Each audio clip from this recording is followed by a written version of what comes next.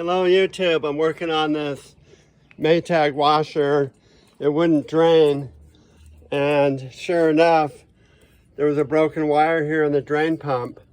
So if you get an F9E1 air, you might check this wire here.